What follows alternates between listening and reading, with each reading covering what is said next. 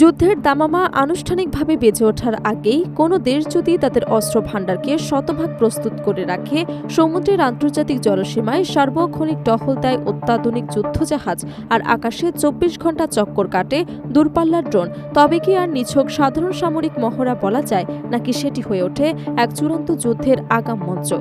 মধ্যপ্রাচ্য ও ভূমধ্য সাগরের জলসীমায় শত্রুর ক্রমবর্ধমান চাপ আর আগ্রাসী পদক্ষেপ মোকাবিলা করতে কি তবে এমন নজিরবিহীন সামরিক প্রস্তুতি নিচ্ছে রেজেপ তাইয়িপ এরদোয়ানের তুরস্ক?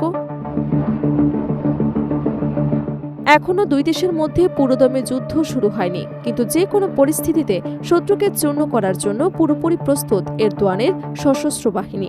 আকাশ থেকে সমুদ্র আর ক্রুজ মিসাইল থেকে শুরু করে স্টিলথ ড্রোন, প্রতিটি স্তরে তুরস্ক গড়ে তুলেছে এক নতুন ও প্রলয়ঙ্কারী সামরিক সক্ষমতা। এদিকে তারা পশ্চিমা সামরিক জোটে ন্যাটোর দ্বিতীয় বৃহত্তম শক্তিশালী সেনাবাহিনী, আর অন্যদিকে দিন দিন বৃদ্ধি পেতে থাকা নিজস্ব প্রযুক্তির বিশাল অস্ত্র ভাণ্ডার। তুরস্ক আজ এমন এক স্বাধীন সামরিক শক্তিতে রূপান্তরিত হয়েছে যাকে রীতিমতো সমীহ এবং ভয় পাচ্ছে বিশ্বের বড় বড় সামরিক পরাশক্তিগুলো।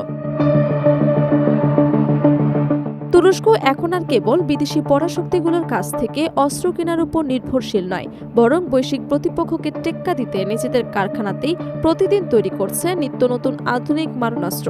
আর সেই অপ্রতিরোধ্য সামরিক পরাশক্তি তুরস্কের সঙ্গেই এবার সরাসরি মুখোমুখি যুদ্ধে জড়াতে চাইছে দখলদার ইসরায়েল। ফিলিস্তিনের গাজা, পুরো ইরান ও লেবাননে ধ্বংসযজ্ঞ চালানোর পর এবার তুর্কি ভূখণ্ডেও ইসরায়েলি পতাকা ওড়ানোর এক অলীক ও বেপরোয়া দিবাস্বপ্ন দেখছেন বেনিয়ামিন নেতানিয়াহু।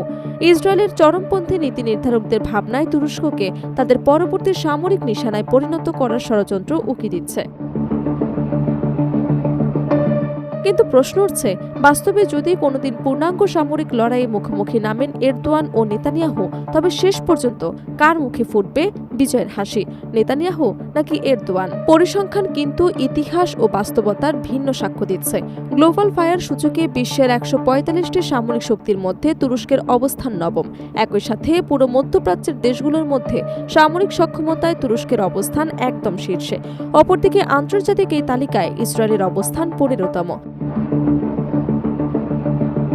সামরিক শক্তির এই আকাশ পাতাল ব্যবধান সত্ত্বেও যে তুরস্ককে পরবর্তী টার্গেট বানানোর ছক কষছে তেল আবিব, তা যে তাদের জন্য এক চরম আত্মঘাতী ফাঁদ হতে যাচ্ছে তা কিন্তু নিশ্চিত। পরিস্থিতি যদি সত্যি যুদ্ধের দিকে ধাবিত হয়, তবে নেতানিয়াহুকে যে বিন্দু মাত্র ছাড় দেবেন না এরদোয়ান, তা নিয়ে এখন আর বিশ্ব রাজনীতির বিশেষজ্ঞদের কোনো সন্দেহ নেই।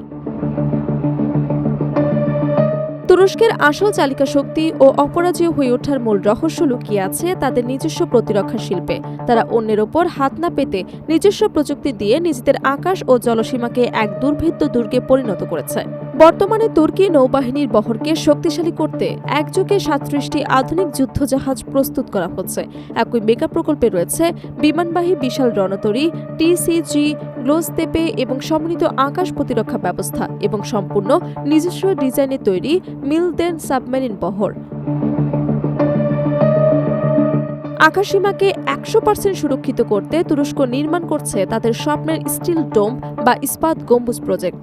এটি এমন এক বহুস্তরীয় আকাশ ও ক্ষেপণাস্ত্র প্রতিরক্ষা অবকাঠামো যার প্রতিটি স্তরে রয়েছে স্বল্প পাল্লার ক্ষিপ্রগতির বিমান বিধ্বংসী ব্যবস্থা, মাঝারি পাল্লার ক্রুজ মিসাইল এবং ড্রোন ধ্বংসকারী সিস্টেম, অতি দূরপাল্লার শক্তিশালী ব্যালিস্টিক ক্ষেপণাস্ত্র প্রতিরোধক।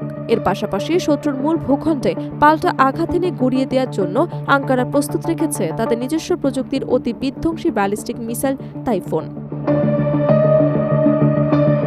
তুরস্কের এই আকাশচুম্বী সামরিক উত্থান দেখে খোদ ইসরায়েলি গোয়েন্দা এবং সামরিক বিশ্লেষকদের ঘুম হারাম হয়ে গেছে। ইসরায়েলের শীর্ষ বিশ্লেষকদের একাংশ এখন স্বীকার করতে বাধ্য হচ্ছেন যে তুরস্ককে আর নিছক কোনো সাধারণ আঞ্চলিক শক্তি হিসেবে বিবেচনা করার সুযোগ নেই। ইসরায়েলি সামরিক মহলের মতে তুরস্ক আজ এমন এক অপরাজেয় শক্তি যারা তাদের নিজস্ব সংগঠিত সেনাবাহিনী, বিশ্বসেরা MIT গোয়েন্দা সংস্থা, অজেয় ড্রোন বহর এবং আধুনিক আকাশ প্রতিরক্ষা ব্যবস্থার মাধ্যমে যে কোনো আন্তর্জাতিক পরাশক্তিকে একাই মাটিতে মিশিয়ে দেওয়ার পূর্ণ সক্ষমতা রাখে। নেতানিয়াহু সরকার যদি ফিলিস্তিন বা লেবাননের দুর্বলতার সুযোগ নিয়ে তুরস্কের সার্বভৌমত্বে হাত দেওয়ার ভুল দুঃসাহস দেখায়, তবে তা হবে তেল আবিবের জন্য ইতিহাসের সবচেয়ে বড় ঐতিহাসিক ভুল। কারণ এরদোয়ানের আধুনিক তুরস্ক কেবল আত্মরক্ষা করতে জানে না, শত্রু সীমানায় ঢুকে তাদের মানচিত্র বদলে দেওয়ার পূর্ণ প্রস্তুতি নিয়েই আজ তারা দাঁড়িয়ে আছে। যুদ্ধের মূল সিদ্ধান্ত কেবল মাটির রণক্ষেত্রে বা সাগরের বুকে নেওয়া হয় না। একবিংশ শতাব্দীর আধুনিক লড়াইয়ের আসল ভাগ্য নির্ধারিত হয় বায়ুমণ্ডলের অদৃশ্য আকাশ সীমায়। আর সেই আকাশকে সম্পূর্ণ নিয়ন্ত্রণে রাখতে তুরস্ক আজ যে বৈপ্লবিক প্রযুক্তির নেতৃত্ব দিচ্ছে তা ন্যাটোর অনেক পরাশক্তির কাছেও এক বড় বিস্ময়। আন্তর্জাতিক কোনো সাহায্য ছাড়াই তুরস্ক নির্মাণ করেছে তাদের প্রথম স্টিলথ কম্প্যাক্ট এয়ারক্রাফট কান। এজিয়ান সাগরের ওপর গভীর রাতে আয়োজিত এক গোপন সামরিক মহড়ায় এই আধুনিক যুদ্ধ বিমানগুলোর সাথে যুগপৎ আকাশ টহল দিয়েছে তুর্কির ড্রোন বহনের প্রধান আকর্ষণ চালক মুক্ত কিজিল এলমা।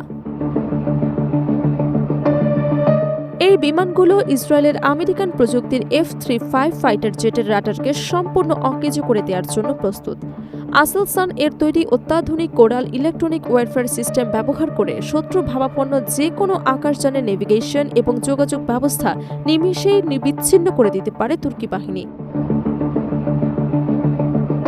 আকাশসীমার এই অদৃশ্য যুদ্ধে তুরস্কের প্রযুক্তিগত শ্রেষ্ঠত্ব প্রমাণ করছে যে আকাশ থেকে কোনো হামলা চালিয়ে তুরস্কের ভূখণ্ডকে চমকে দেওয়া হলে তেল আবিবের জন্য সম্পূর্ণ অসম্ভব এক স্বপ্ন। মধ্যপ্রাচ্যের মানচিত্রে দীর্ঘদিন ধরে আমেরিকা ও ইসরায়েল যে একপাক্ষিক খবরদারি চালিয়ে আসছিল, এরদোয়ানের আত্মনির্ভরশীল সামরিক নীতি সেই ভারসাম্যকে এক ধাক্কায় চিরতরে বদলে দিয়েছে। যেখানে আরব বিশ্বের অনেক পরাশক্তি আজ নিজস্ব সুরক্ষার জন্য বিদেশি শক্তির মুখাপেক্ষী, সেখানে তুরস্কের সেনাবাহিনী সম্পূর্ণ একক সামরিক সক্ষমতার উপর ভর করে মধ্যপ্রাচ্য, ভূমধ্য সাগর এবং ককাস অঞ্চলে নিজেদের আধিপত্য কায়েম করেছে। ইসরায়েলের আগ্রাসী পরিকল্পনা ও আগ্রাসনের জবাবে এটি স্পষ্ট যে আঙ্কারা এখন আর কেবল মুখের কথায় বা কূটনৈতিক টেবিলে আনুষ্ঠানিক বার্তা দিয়ে ক্ষান্ত হবে না। যদি নেতানিয়াহু সরকার সীমানা ছাড়িয়ে ভূমধ্য সাগর ও তুর্কি স্বার্থে হাত দেওয়ার দুঃসাহস দেখায়, তবে আঙ্কারা থেকে সরাসরি সামরিক পদক্ষেপের নির্দেশ আসবে। তুরস্ক আজ আর কোনো সাধারণ দেশ নয়, তারা এক উদীয়মান বিশ্বশক্তি। নিজস্ব প্রতিরক্ষা শিল্প, বিশ্বসেরা গোয়েন্দা নেটওয়ার্ক এবং আধুনিক আকাশ ও নৌ প্রতিরক্ষার যে দুর্গ এরদোয়ান গড়ে তুলেছেন তা চূর্ণ করার মতো সাধ্য এই মুহূর্তে ইসরায়েল কিংবা তাদের মিত্রদের নেই। ভূরাজনৈতিক লড়াইয়ের এই নতুন মঞ্চে শেষ হাসি কে হাসবে তা সময়ের সাথেই পরিষ্কার। তবে মধ্যপ্রাচ্যের ক্ষমতার মূল চাবিকাঠি যে এখন থেকে আঙ্কারার শক্ত হাতের মুঠোয়, তা নিয়ে আজ বিশ্ব মোড়লদের মনে কোনো সন্দেহ নেই।